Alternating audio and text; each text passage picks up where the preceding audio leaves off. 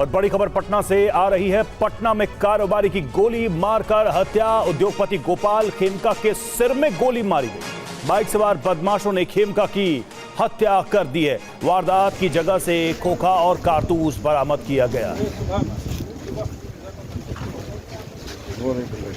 तो पटना से एक और गोलीकांड, और देखिए इस बार निशाना बनाया गया है उद्योगपति गोपाल खेमका को। बताया जा रहा है कि गोपाल खेमका के सिर में गोली मारकर हत्या कर दी। बाइक सवार बदमाश ने खेमका की हत्या की है। पुलिस ने इस वारदात को लेकर क्या कहा है, ये सुनिए।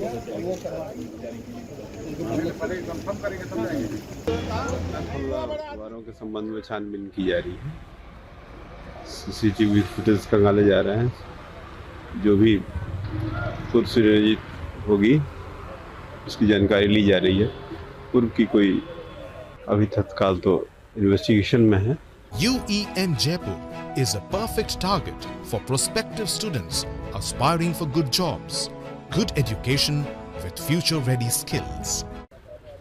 जांच चल रही है। रुपेश हमारे साथ इस वक्त हमारे संवाददाता जुड़े हुए हैं। रुपेश, क्या जानकारी मिल रही है? बहुत ही हैरान करने वाली बात, उद्योगपति को निशाना बनाया गया, पॉइंट ब्लैंक से शूट किया गया।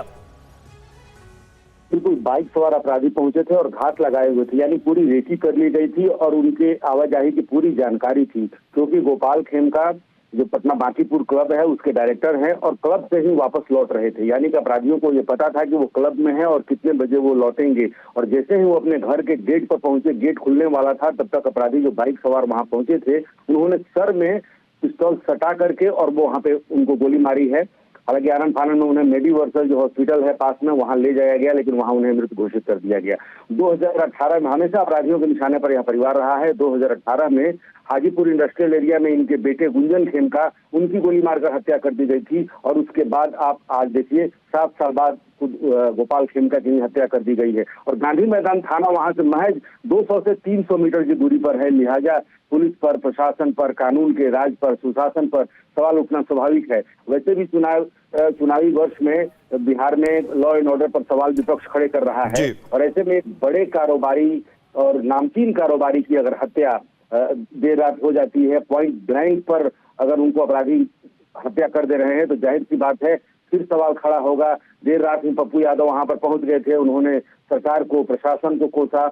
विपक्ष के निशाने पर पहले से सरकार है, लेकिन एक बड़ा सवाल है कि किस तरह से पिछले दिनों देखिए एक हॉस्पिटल में किस तरह से हत्या हुई, एक बड़े डॉक्टर और उनकी पत्नी की हत्या हो गई। और हत्याओं और अपराध का ग्राफ जरूर बढ़ा है। और चुनावी वर्ष में जाहिर सी बात है हर घटना मुद्दा बन जाती है। और इतने बड़े कारोबारी और इतने नामचीन कारोबारी की हत्या अगर पुलिस के नाक के नीचे मैं इसलिए कह रहा हूं कि बगल में एक बड़ा होटल है, उसी होटल के बगल में इनका आवास है। वहां से महज 300 मीटर की दूरी पर गांधी मैदान थाना, ये गांधी मैदान थाने के ठीक सटे हुए जो आवास है, वहां पर अगर ये हत्या हो जाती है तो सवाल उठना बिल्कुल लाजमी है। बिल्कुल, ये बहुत बड़ा सवाल है। पुलिस की कानून व्यवस्था को लेकर के राजधानी में इतनी बड़ी वारदात को अंजाम दिया जाता है। पप्पू यादव ने इस पूरे मामले पर क्या कहा, ये सुनते हैं। इससे बड़ा कौन है समाज के लिए सोचने वाला? ताज जिंदगी इसने बिता दी समाज के लिए, ताज जिंदगी बिता दी सरकार के लिए। जब सरकार संकट में होता है, कभी उसकी सरकार आती है तब खड़ा हो जाता है, जब इसकी सरकार थी तब खड़ा हो गया। क्या है भाई, 100 मीटर पर थाना है, 100 मीटर पर एसपी की कोठी है, 50 मीटर पर डीएम की कोठी है। उसके बाद 6-6, 4-4 गोली अपराधी मार देता है। सर, हम तो कह रहे हैं कि अपराधी और माफिया, दलाल और शराब माफिया और जमीन माफिया, सर जो सरकार, जो पुलिस 4 किलोमीटर मैरीन ड्राइव को सुरक्षित नहीं रख सकता, वो सर बिहार को सुरक्षित कैसे रखेगा?